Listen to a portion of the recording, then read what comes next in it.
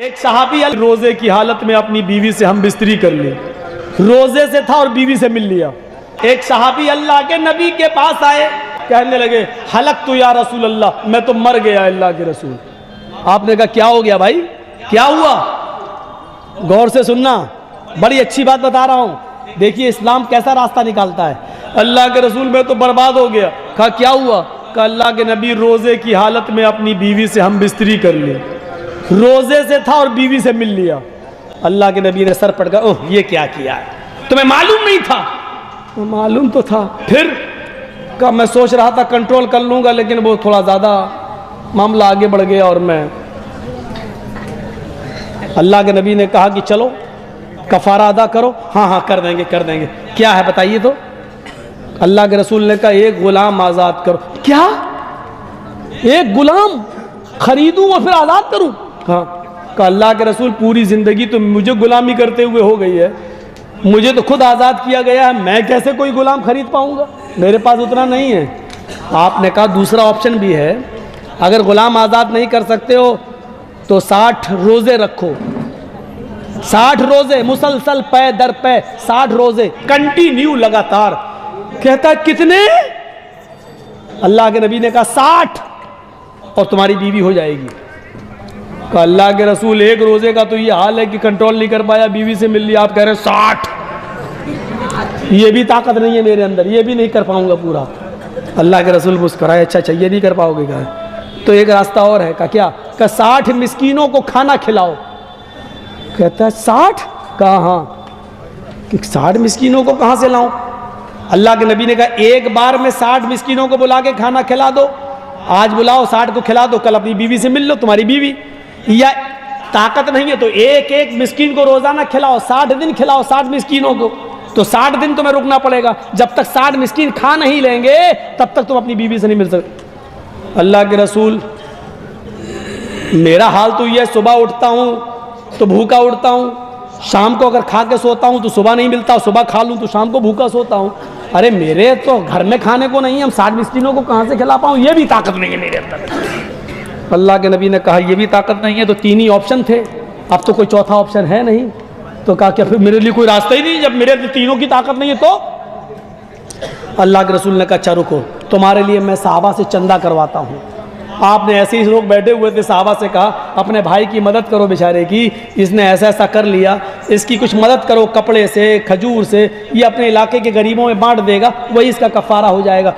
صحابہ اٹھے، کوئی 1 کھجور لایا، کوئی 2 لایا، کوئی 5 لایا، کوئی 1 ٹوکرا بھر گیا، 5 کلو کا 10 کلو کا کھجور بھر گئے۔ اللہ کے رسول نے بولا ادھر آؤ، تمہارے بھائیوں نے تمہاری مدد کی، ادھر آؤ۔ وہ آیا، کر لو، کیا اٹھا کے دیا، لو، کیا کروں؟ اللہ کے رسول نے کہا اپنے قبیلے میں جاؤ، اپنے گاؤں میں، اور یہ غریبوں میں بانٹ دو، اور بیوی بنا لو، جاؤ، تمہاری بیوی تمہارے لیے حلال ہو جائے گی۔ تمہارے بھائیوں نے مدد کی ہے، اس کھجور کو اپنے علاقے کے غریبوں میں دے دو۔ کہنے لگا غریبوں میں دے دوں؟ کہا ہاں۔ کہ اللہ کے رسول اللہ کی قسم میرے پورے گاؤں میں مجھ سے بڑا غریب کوئی ہے ہی نہیں، میرے پورے قبیلے میں مجھ سے زیادہ غریب کوئی نہیں۔ اللہ کے رسول بھی ہنس دیے اور صحابہ بھی ہنس دیے، بولے اچھا تو ہی کھا لے اور اپنے بچوں کو کھلا دے، اور جا، تیری بیوی تیرے لیے حلال ہو گئی، جا۔ میرے بھائیوں یہ راستہ نکالتا ہے اسلام، اسلام سب کے لیے ہے۔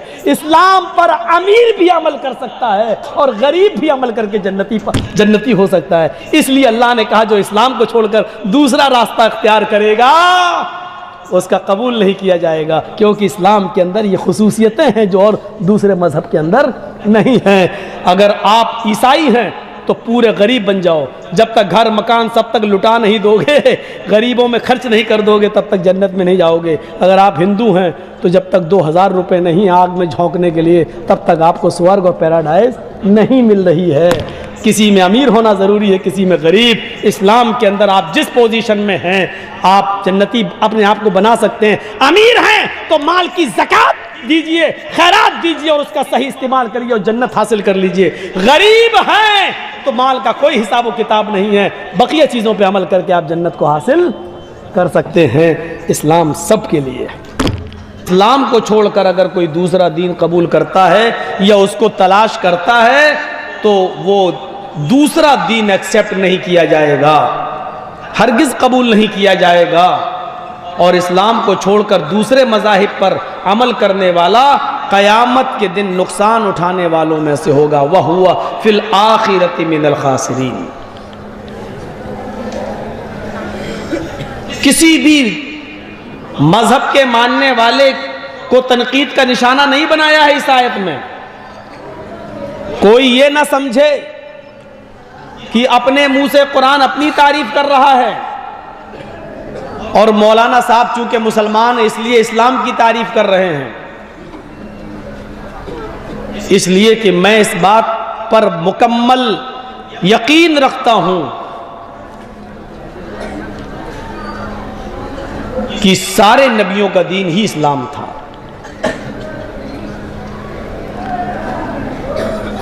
ابراہیم، نوح، موسیٰ، عیسیٰ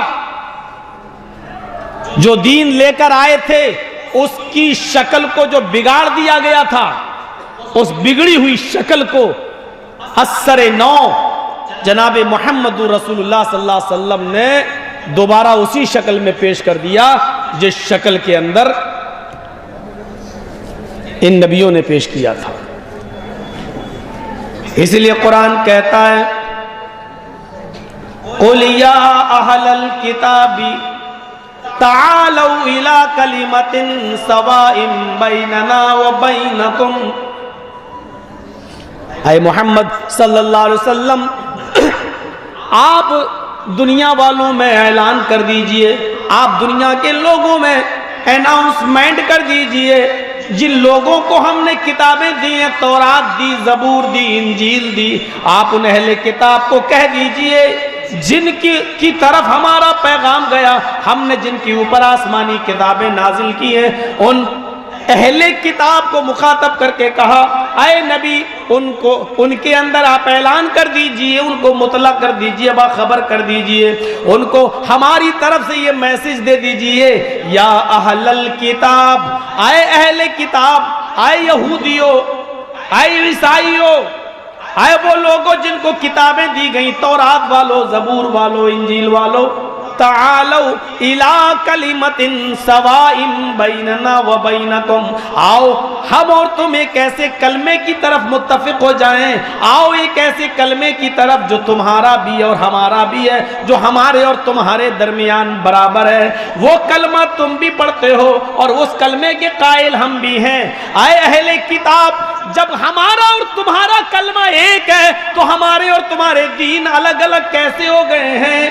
ہمارا اور تمہارا کلمہ یہ ہے اللہ نعبد الا اللہ، ہم اللہ کے علاوہ کسی اور کی عبادت نہیں کریں گے، ہم اللہ کے علاوہ کسی اور کی پوجا نہیں کریں گے۔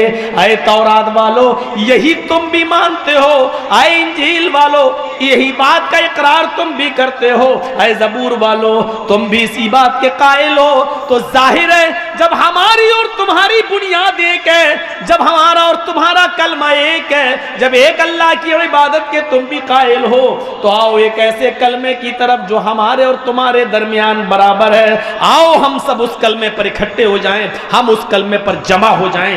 اسی لیے دنیا میں جتنے بھی پیغمبر آئے، جتنے بھی نبی آئے، ان تمام نبیوں کا کلمہ ایک رہا۔ کلمے کے دو جز ہوتے ہیں، پہلا جز کسی بھی نبی کے دور میں نہیں بدلا گیا، اور دوسرا جز اس دور کے نبی کے حساب سے بدلتا رہا۔ نوح آئے تو کلمہ یہ پڑھا جاتا تھا کہ لا الہ الا اللہ، نوح رسول اللہ۔ موسیٰ علیہ السلام آئے تو کلمہ یہ پڑھا جاتا تھا کہ لا الہ الا اللہ، موسیٰ رسول اللہ۔ عیسیٰ علیہ السلام آئے تو کلمہ یہ پڑھا جاتا تھا لا الہ الا اللہ، عیسیٰ رسول اللہ۔ محمد رسول اللہ آئے تو کلمہ یہ پڑھا جاتا ہے لا الہ الا اللہ، محمد رسول اللہ۔ آپ دیکھ لیجئے کلمے کا پہلا جز کہیں نہیں بدلا، یعنی نوح کی وہی دعوت، ابراہیم کی بھی وہی دعوت، موسیٰ کی بھی وہی دعوت، عیسیٰ کی بھی وہی دعوت۔ اور جب سب کی وہی دعوت ہے تو محمد رسول اللہ بھی اسی دعوت کو آگے لے کر چلے۔ آپ نے کہا لوگوں نبی تو وہ رہے تمہارے لیکن اب نبی میں ہوں، لیکن اللہ نے اسی مشن کو آگے بڑھانے کے لیے بھیجا ہے۔ اے مجھے الگ پیغمبر سمجھنے والوں، اے وہ لوگوں جو یہ سمجھتے ہو کہ محمد کوئی نیا دین لے کر آیا ہے، نہیں نہیں، غلط فہمیاں اپنے دماغوں سے نکال لو۔ ہم تو کوئی نیا دین لے کر نہیں آئے، ہم کوئی نیا مذہب لے کر نہیں آئے۔ آئے دین ابراہیمی کے ماننے والوں، ہم تو ابراہیم علیہ السلام کے دین کو لے کے آئے۔ اے موسیٰ کے ماننے والوں، ہم تو اسی موسیٰ کے دین کو لے کر آئے۔ عیسیٰ کے ماننے والوں، ہم اسی عیسیٰ کے دین کو لے کر آئے۔ ہم اپنی طرف سے کوئی نیا دین لے کر نہیں آئے، اللہ نے ہمیں کوئی نیا دین نہیں دیا۔ اسی لیے جب سب کا دین ایک ہے اور وہ اسلام ہے تو وَمَن يَبْتَغِي غَيْرَ الْإِسْلَامِ دِينًا، جو سارے نبیوں کا دین اسلام، جو اس اسلام کے بعد کوئی دوسرا دین تلاش کرے گا، جو ابراہیم اور نوح اور موسیٰ اور عیسیٰ اور محمد رسول اللہ کے دین کے بعد کوئی نیا دین اختیار کرے گا، اپنی طرف سے کوئی نیا دین گڑھے گا، اپنی طرف سے کوئی نیا مذہب ایجاد کرے گا، تو وہ اس کے اس مذہب کو قبول نہیں کیا جائے گا، اور آخرت کے اندر قیامت کے دن وہ آدمی سخت نقصان اٹھانے والوں میں سے ہوگا۔ اور ہم ڈنکے کی چوٹ پر اس بات کو کہتے ہیں کہ جو دین ابراہیم کا تھا، جو دین نوح کا تھا، جو دین موسیٰ کا تھا، جو دین عیسیٰ کا تھا، وہی دین ہمارا بھی ہے۔ فرق اتنا ہے کہ ان نبیوں کے اور پیغمبروں کے ماننے والوں نے اپنے نبیوں کی تعلیمات کی شکل کو بگاڑ دیا۔ ایکیشور واد کے اندر، توحید کے اندر انہوں نے خرافاتیں لاگو کر دی اور اصل شکل کو، توحید کی اصل شکل کو بگاڑ دیا۔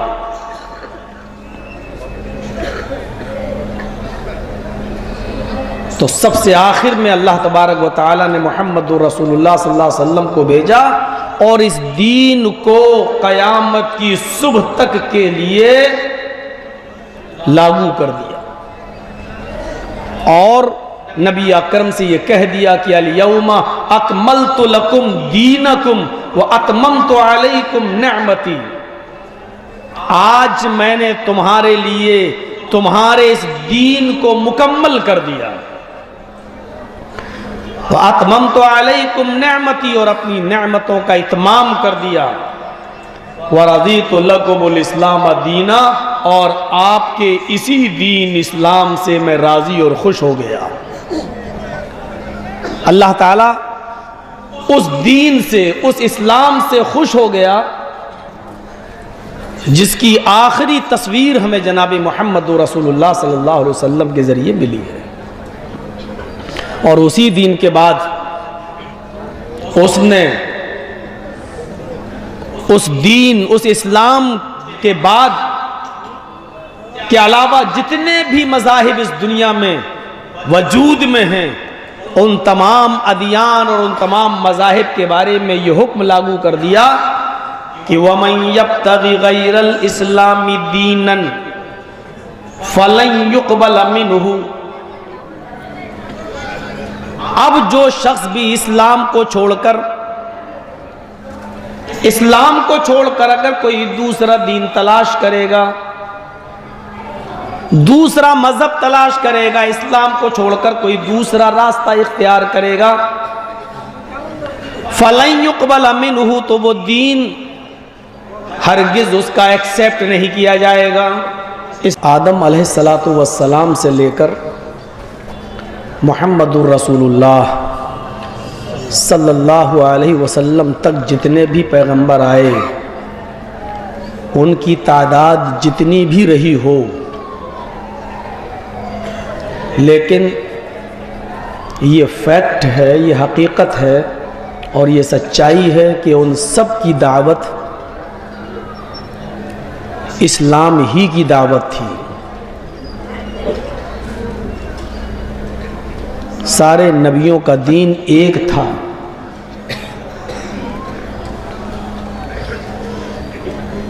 کیونکہ اللہ تبارک و تعالیٰ نے جو دین دے کر بھیجا ہے وہ ایک ہی دین ہے۔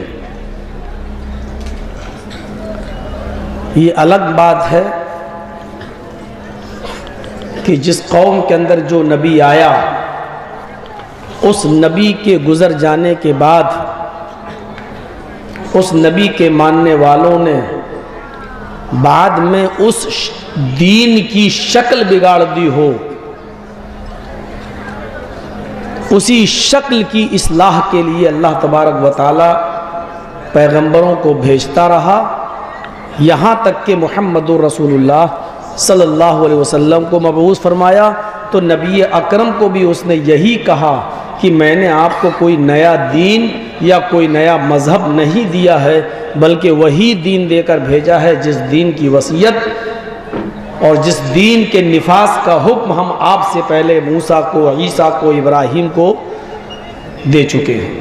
شرع لکم من الدین ما وصى بہ نوح، جس دین کی وصیت، جس دین کے نفاذ کا حکم اے نبی صلی اللہ علیہ وسلم ہم نے آپ سے پہلے نوح کو دیا تھا، اور نوح سے کے بعد ابراہیم کو، موسیٰ کو اور عیسیٰ کو جس دین کو دے کر بھیجا تھا، ہم نے آپ کے لیے بھی اسی دین کو مشروع قرار دیا ہے، اسی دین کے نفاذ کا حکم دیا ہے۔ یہ آیت ہمیں بتلا رہی ہے کہ نبی اکرم بھی کوئی نیا دین لے کر نہیں آئے۔ الحمدللہ نحمدہ ونستعینہ ونستغفرہ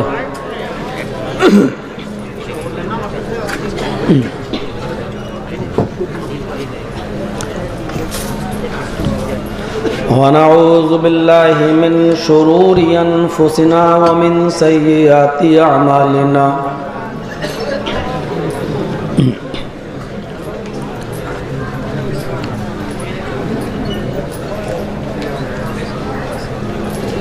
من یہدہ اللہ فلا مضل لہ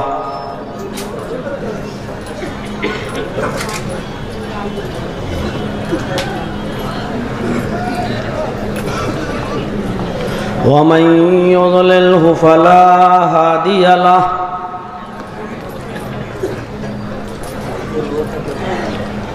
وأشهد أن لا إله إلا الله وحده لا شريك له،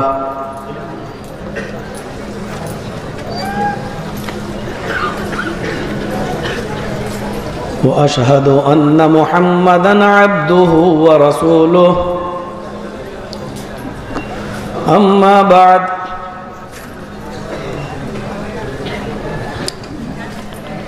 فإن خير الحديث كتاب الله،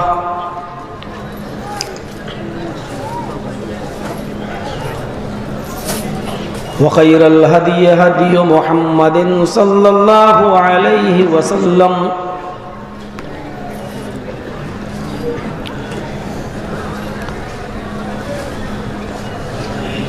وشر الأمور محدثاتها وكل محدثة بدعة،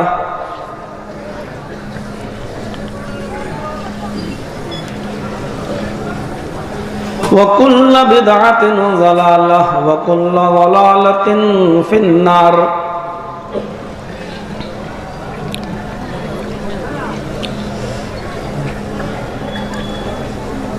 أعوذ بالله من الشيطان الرجيم،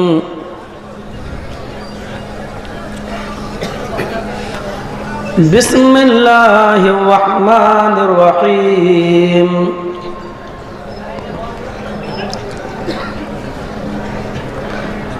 ومن يبتغ غير الإسلام دينا فلن يقبل منه وهو في الآخرة من الخاسرين۔ وقال تعالى: اليوم أكملت لكم دينكم وأتممت عليكم نعمتي ورضيت لكم الإسلام دينا، رب اشرح لي صدري ويسر لي أمري واحلل عقدة من لساني يفقهوا قولي۔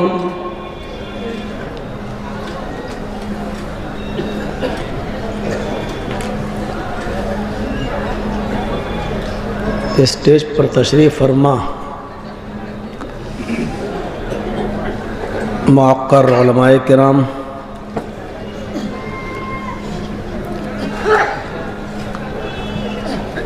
علاقے کے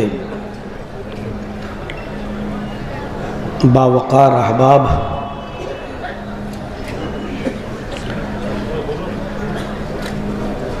اتر دیناج پور اور اس کے اطراف و اکناف سے تشریف لائے ہوئے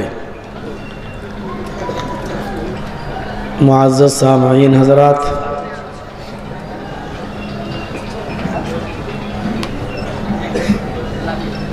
قوم و ملت کے لائق بر نوجوانوں، مستقبل کے ہونہار عزیز بچوں،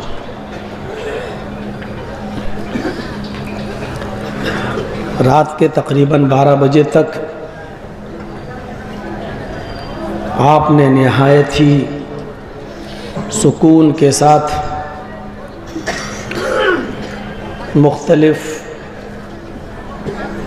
علماء کرام سے ان کے مخصوص انداز میں مختلف عناوین پر آپ نے بہت سی نصیحتوں کو سماعت فرمایا۔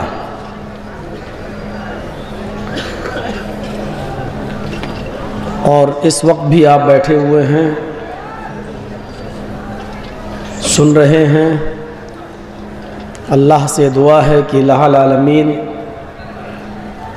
جو باتیں کہی جا چکی ہیں اور کہی جا رہی ہیں، اللہ تعالیٰ کہنے والوں کو بھی اور سننے والوں کو بھی اس پر عمل کی پوری توفیق عطا فرمائے۔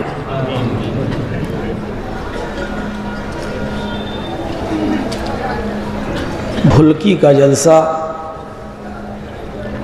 اپنی نوعیت کا ایک منفرد جلسہ ہوتا ہے جو ان چنندہ اجلاس میں شامل ہو جاتا ہے جو کامیاب ہوتے ہیں۔ اللہ تعالی ہمارے اور آپ کے اندر اس شوق کو برقرار رکھے، ہمیں سارے علماء کی باتوں کو سننے کی توفیق عطا فرمائے،